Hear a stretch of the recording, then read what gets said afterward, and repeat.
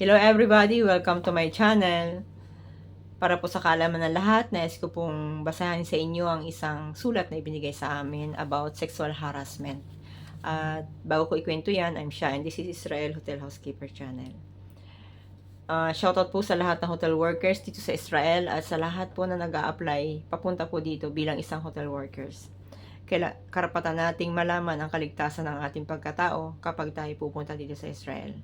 Or matibay po ba ang batas dito sa Israel? Hindi po yan pinalalampas dito sa Israel pagdating sa sexual harassment. Anyway, basahin po natin. At makinig po kayo. English po ito, babasahin ko lang at hindi ko kayang ipaliwanag.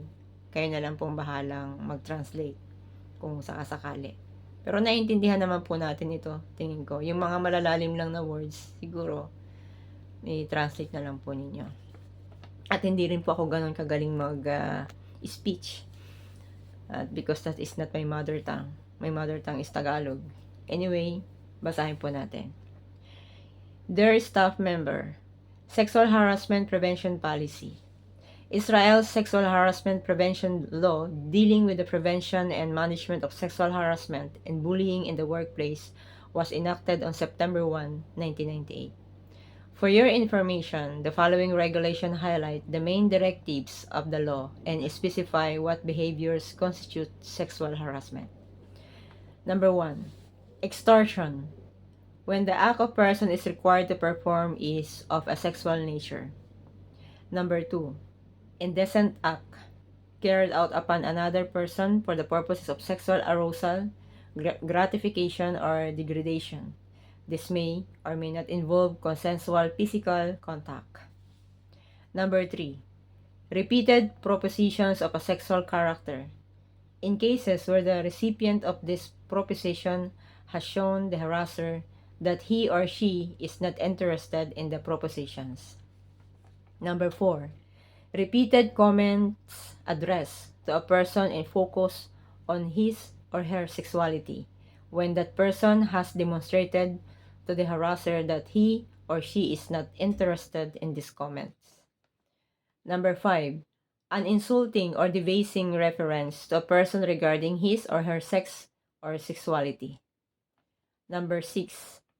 Propositions or comments as indicated above, directed towards an employee within the framework of the employment relationship and or towards a person in a security service, the military, police, or prison service within the framework of such service, which exploits the position of authority inherent in labor relationships and or in such service, even if the harassed person has not demonstrated to the harasser that he or she is not interested in the said proposition or comments.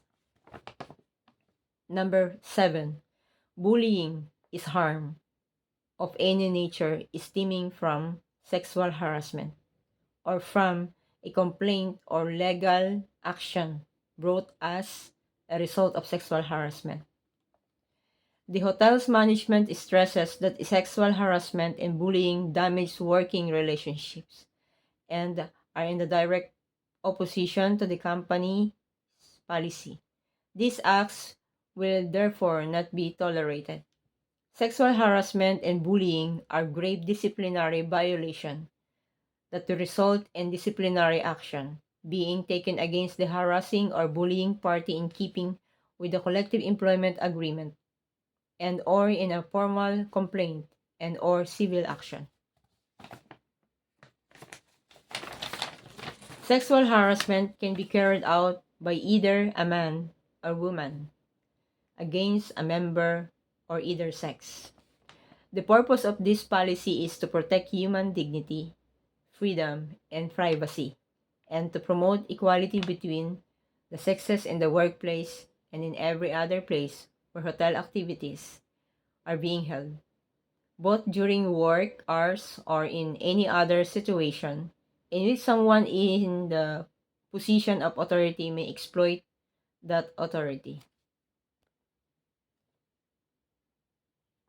Any staff member or manager who feels that they are being sexually harassed and bullied should contact the hotels who is responsible for receiving and investigating these complaints in writing and or orally.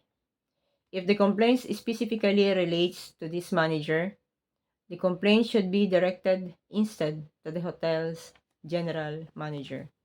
Any staff member of manager who is aware of the fact that a fellow staff member is being sexually harassed and or bullied must report this in writing and or orally to the hotel human resources manager or HR, who is